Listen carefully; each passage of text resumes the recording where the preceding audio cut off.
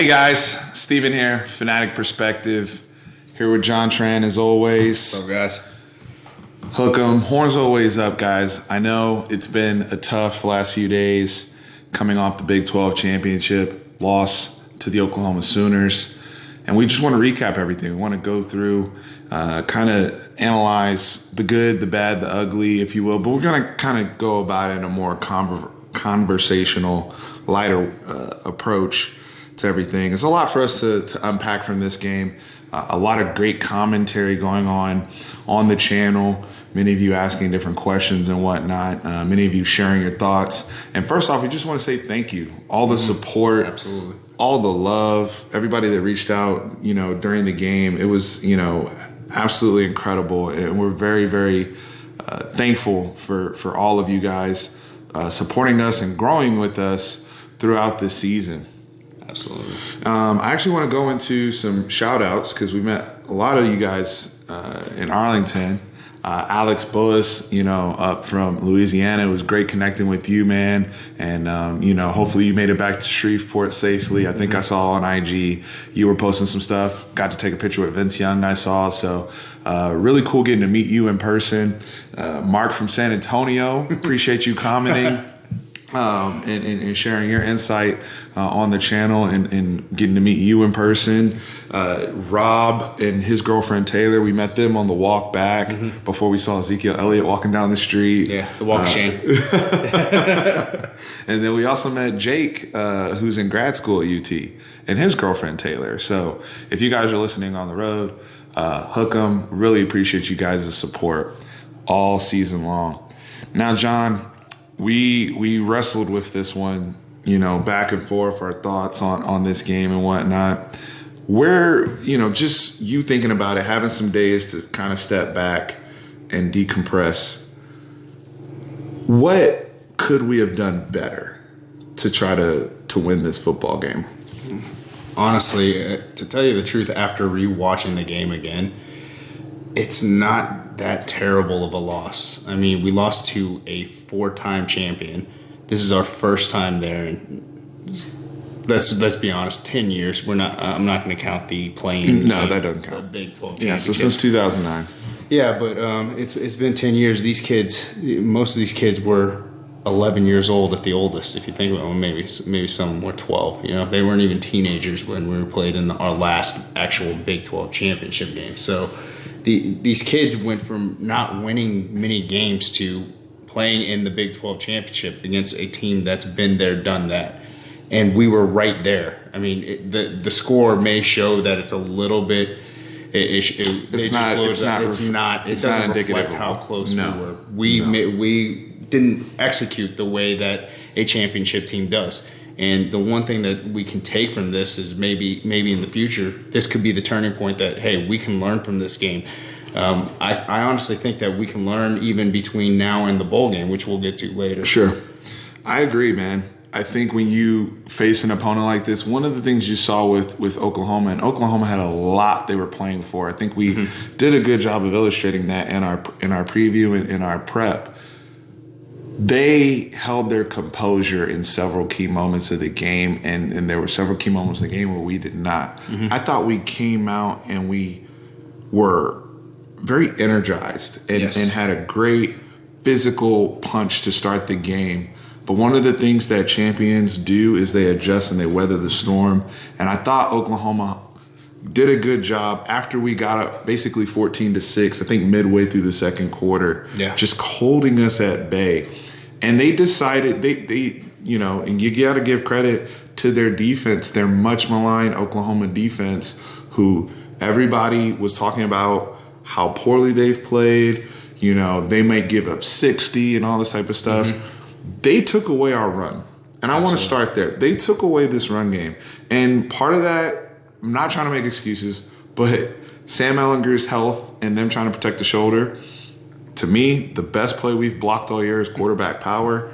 And with us not really even in this game, it was too. Absolutely. First 2 touchdowns were basically quarterback power. Us not being able to run that consistently, our best rushing offense was him and his, if you take out the sack yardage, he was our best runner. Yeah.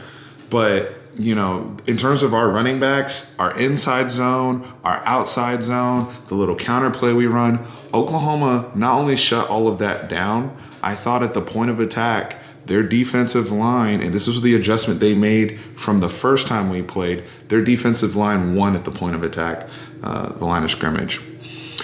I also believe that, and I want you to comment about this, your big concern coming in the game was our defensive backs.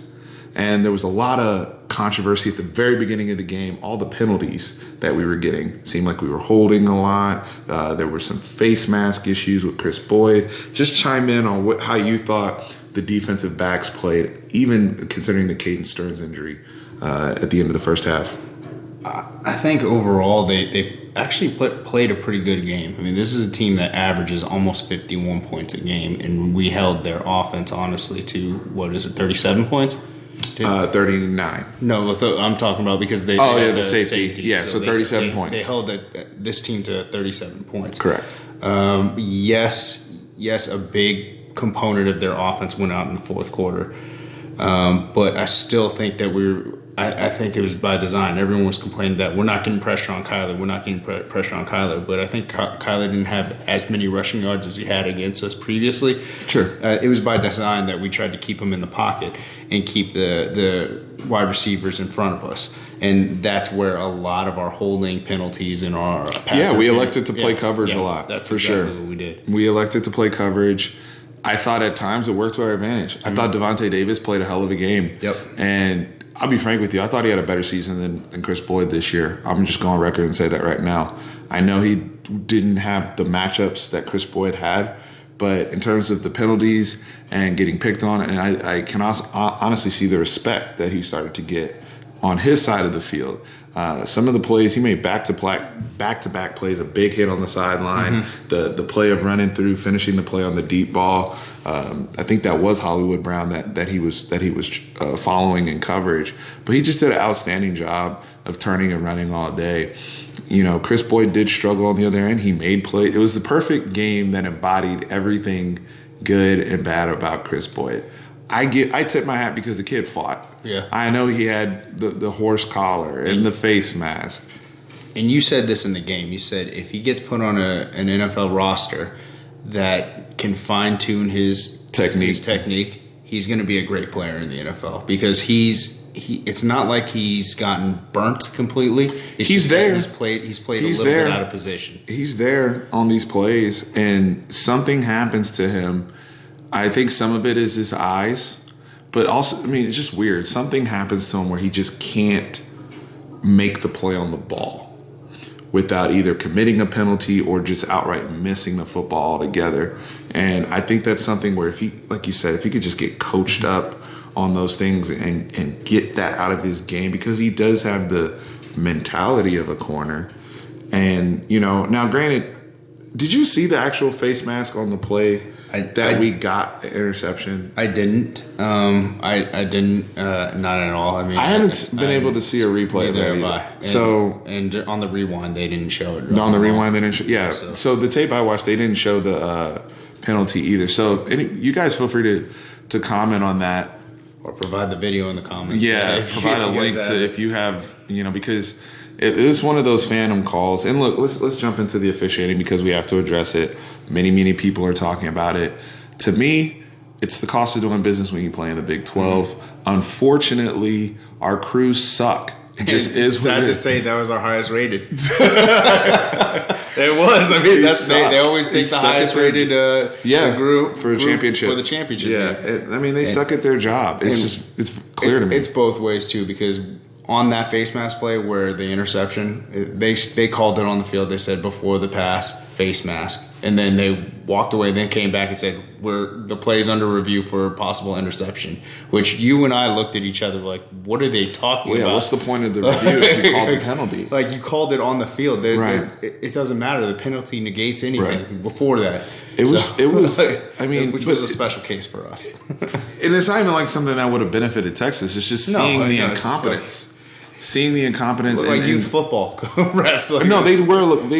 It was like youth football refs, and like you said, on both sides. I mean, I've heard OU fans come on and complain about officiating in the West Virginia OU game, calls that were missed, or calls that were incorrect. You know, I immediately, what comes to mind with us is that Brandon Jones PI. Yeah. Early in the third quarter, they throw the deep ball, and I thought he played it perfectly. I thought he played it great. Actually, that one was a wrong call on that. He was turned around facing the ball, and it looked like they were both fighting for it. Which from what I've grown up around is that he's just as entitled to the football as the wide receiver if he's playing the ball, and in that case he was. So I don't want to hear somebody come on and say, no, that was pass interference. That was not pass interference. It should have been a no call, and it should have been a no call. Yeah. Then we have look, our guys. I'm sorry, I'm going to go to bat for Colin Johnson and little Jordan Humphrey. Those guys, because of how big they are, it's kind of like the Shaquille O'Neal thing where they're going to get bumped and checked. And so calls that other smaller receivers are going to get, they're not necessarily going to get because they're already really physical guys that are hard to knock off their spot. Defensive backs give up way too much size too. Absolutely. But I mean, there's a critical third down in the game, which we could have maintained possession. And Norwood is literally on LJ's back as if he's like the tackle. Yes. Yeah. On 3rd and 9. And he can't, and again, that's not why we lost the football game. I'm not blaming. We lost the game ourselves. We did not execute. Beat us. They beat us. But we didn't but I'm just asking for more competent officiating. And I'm going to continue to ask for it. And we, as fans of the Big 12, I know people from all different teams of the Big 12 are watching this. I'm not just complaining from Texas's aspect. We all deserve better officiating. We have too much technology today in 2018 to be getting things consistently wrong. I understand there is a human error element to the game. But if I was that incompetent at my job, I would not have a job. That's how I look at it. It's the truth. Okay, it's the truth. But that's all my piece. I'm going to speak on the officiating. I don't know because it didn't lose us the game. No, but it didn't. Rewatching it again, it didn't lose us the game. Like I said, we were right there. We didn't execute as well as a championship team executed. No, I mean, that's what bottom line. And when we speak about championship teams, some of it is luck. And granted, this wasn't luck. Oklahoma did a great job by blocking that extra point. They blocked it. Because let's paint the narrative here, the picture. I'm sorry. We're down 27-14. And I turned to you, I said, we're going to fight because that's how we've been all year. We're going to fight through this. And we saw pre-game too. So as rivals, usually there's a lot of trash talking before the game, and especially when both teams have to cross each other when they're coming out of their tunnels.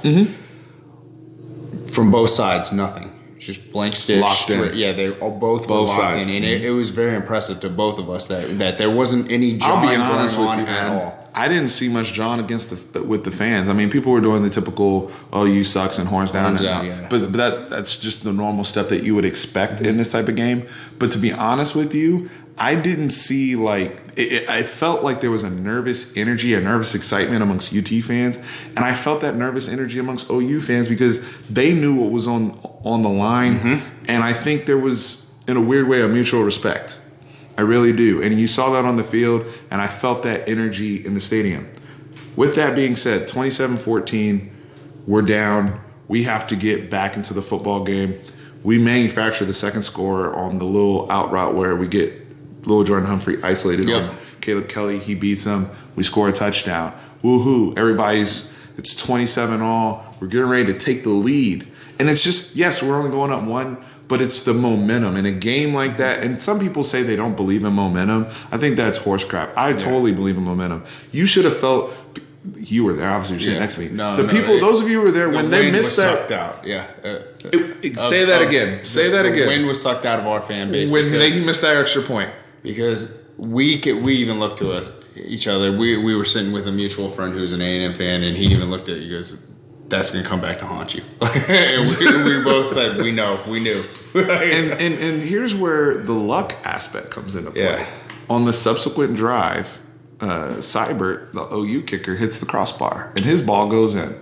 it hits it on the side and it ricochets on the opposite side.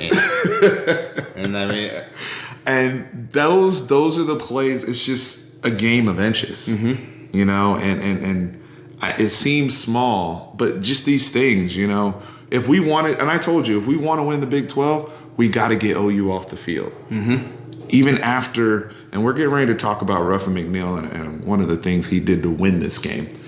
But we had an opportunity, you know, 3rd down and 8, and Kyler Murray just stays alive in the pocket, and he finds a little dump off over the middle.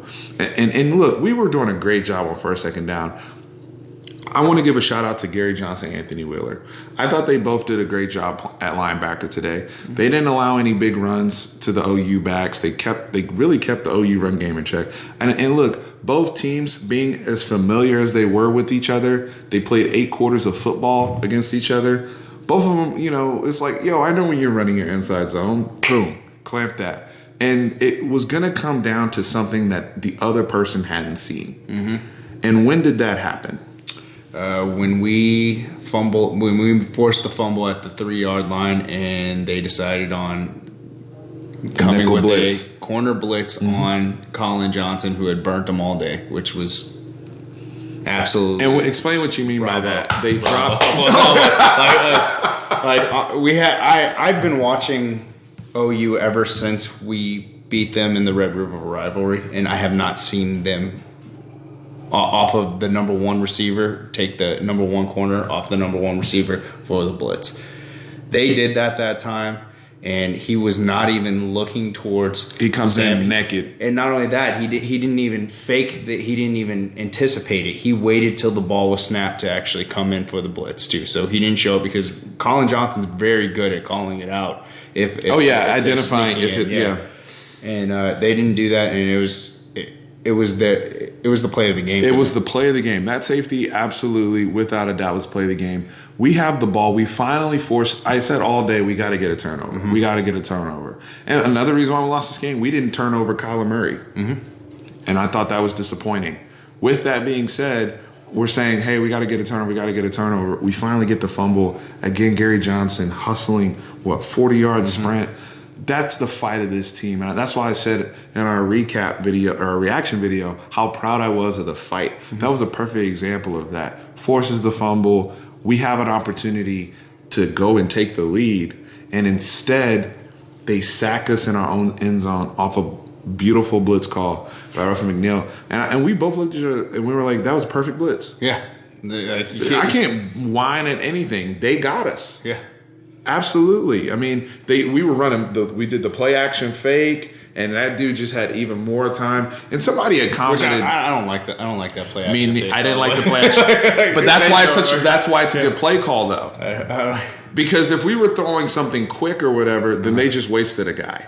They're calling that blitz with the anticipation of it's 2nd down, and we've shown in our tendencies of how we call plays. And insert OU fan right now trolling us on David Beatty about, whatever. Well, he should have told y'all about that, blah, blah, blah. Y'all go ahead and get your comments out the way. But, when they drop the guy like that, they're anticipating, I believe, that play action fake, knowing that we're going to try to be aggressive right there, throwing out of our own end zone. The thing is, I'm with you. I don't like the play action fake where my quarterback's already in his end zone. Sam had no chance on that play. Somebody commented and said he should have sidestepped the blitz. I mean, come on. It was a defensive back. The guy got back there like he saw it. He turned his head and he was right there. It's like you can't. No, Tom Brady wouldn't have sidestepped that. Come on, bro.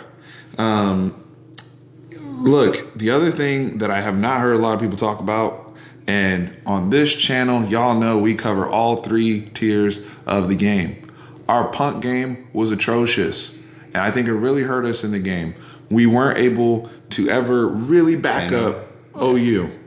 We shanked our first punt. I think he kicked it off the side of his foot. Yeah, it was like a 20-yarder or something like that. And it was really frustrating, especially in a game where we weren't going to punt that much, I felt like. But when we did have to, especially punting from midfield, it's never like we were punting backed up in our own end zone or anything like that.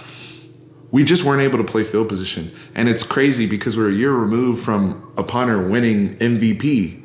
for consistently putting somebody inside the 5-yard line. We have to look. This is something that's going to have to be addressed going into next season. I'm sorry, Ryan Pachevsky, I'm sure you're a great guy, but you don't necessarily deserve a spot just because you're Dixon's cousin. Yeah. They're going to have to form up some competition. He's going to have to work out with his cousin and get better in the offseason. The thing with Dixon, when he first came in, he was raw, but he had power. Like they put, I think there was a video of them putting 50-gallon trash cans 60 yards away, and he was nailing them where they were like three yards away from it. And so he had accuracy. He wasn't used to the game, but he also had that power. I don't see that same power in him. Yeah, I do. I agree. So that's an issue. Yeah, it's a big issue because we need to play field position. He's not even getting hang time. Yeah. That's the other thing, too. It's like, even on those punts where you're punting from the 50-yard line in or whatever, just to hang it up. The one punt, then when the one punt we hang up there, CeeDee Lamb and Josh Thompson run into each other and we get the penalty. So it is what it is. Big picture, guys. I'm proud of this team. Sam Ehlinger battled. Yes, he missed a bunch of throws, especially at the beginning of the game. I just don't ever think he was right. Yeah, I don't think. And even despite that, he did the best he could. And there's nothing we should be ashamed of. I really feel that, and that's where you got to take an objective look at this. I know a lot of people on our channel picked Texas to win, and I'm proud of that. We feel the confidence to pick our team. But you also have to be objective. Like, these teams are close, and I personally believe if they played 10 times, it'd be 5-5. We played twice. It was 1-1. Played 7.5 quarters. It was tied. Well, actually, we were up by 3, but technically. Well, I'm talking about after it was 30-27. Oh, okay. Because we had won 48-45. The game was tied. It was tied. And then they finally, what broke the tie was the blitz. It was a sack. Was the safety in the end zone. That was what broke this, basically a 2-game tie open. So, nothing to be ashamed of. And because we have nothing to be ashamed of, we get the awesome consolation prize of still going to the Sugar Bowl to play the Georgia Bulldogs, a Georgia Bulldogs team that's quite upset because they didn't get a good guy for being close with Alabama and getting into the playoffs. We're not going to go through Georgia prep today. We're going to have a whole separate video breakdown, the full 9 in regards to Georgia.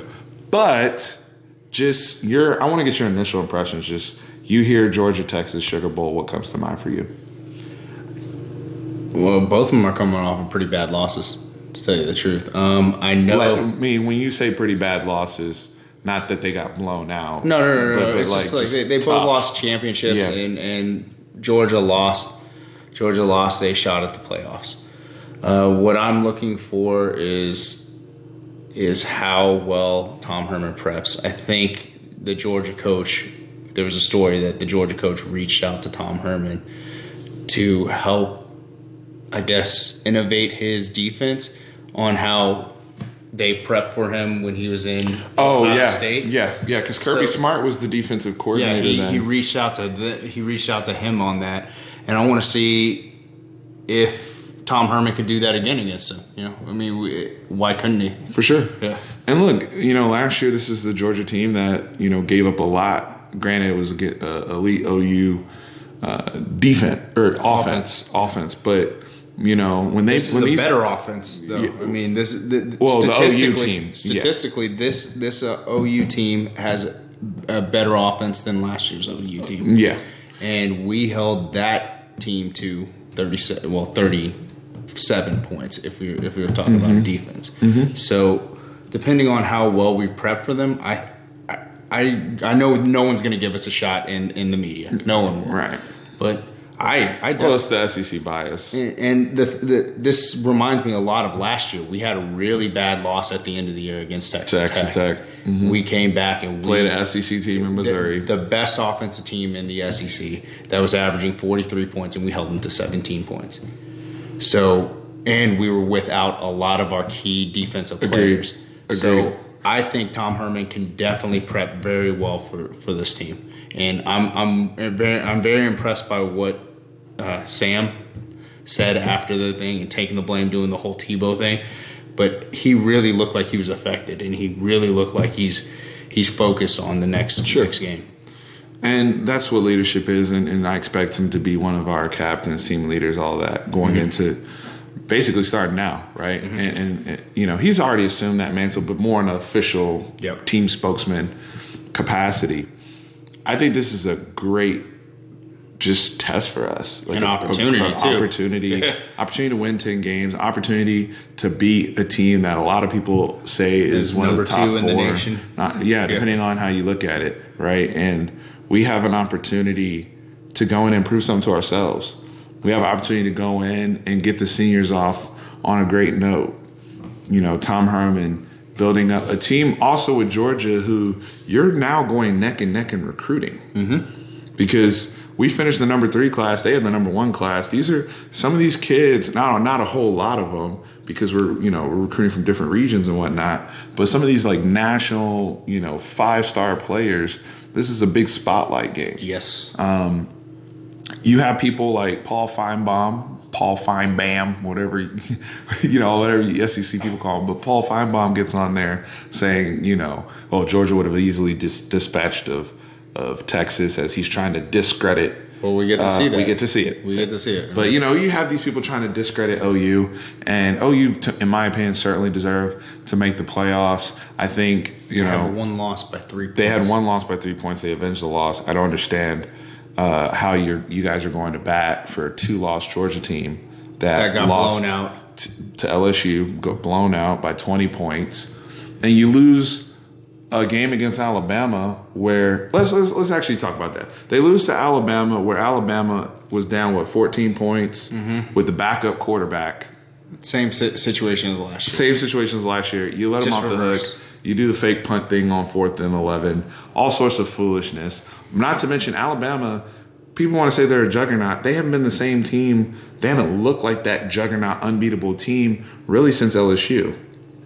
They had their stuff going on with the Citadel, but even Mississippi State was getting real stops against them. So this narrative that Georgia's loss to Alabama is somehow greater than everybody else, especially their out-of-conference schedule. Ridiculous. It's ridiculous. You played Austin Peay, Middle Tennessee State, We're UMass. not discounting how good Georgia is at all, but the fact of the matter is you play the games, and if you win the games, great, good for you. I mean, this happened to us in 2000. This is when the Big 12 was one of the top considered conferences, whereas Texas Tech, OU, Texas. We won out. All of us won out, and they just couldn't decide who they let in. They went to the BCS thing, and Oklahoma got in over us and Tech. So look, it is what it is. I'm excited for the opportunity to rep for our conference, rep for our school, and we're excited to get into. This is really, first of all, it was exciting to play on Championship Saturday. Yes, absolutely. It's been a long time. Just that excitement and having that opportunity. It was exciting to play OU again the second time, even though it sucks that we lost to them. Yeah. And it's exciting to go to a New Year's Six Bowl against a high-level team and be able to really put ourselves truly back on the map and try to win double-digit games. So, there'll probably be a week where everybody's sulking, but once they start getting into their Georgia prep, they're going to be fired up. New Year's in New Orleans. Y'all let me know in the comments who's going to be headed out to the game. And just let us know in the comments what y'all thought. Any closing parting thoughts on OU Texas. But, man, I appreciate you as always. Always. It's always a fun conversation. Thank you for being here along my side all season. Always, man. But it's not over yet, man. Yeah, I know. And not only that, isn't early signing day pretty soon, too? Yeah, so we got a lot to discuss. Yeah. We got a lot to discuss. Well, all right, guys. Horns always up. Always.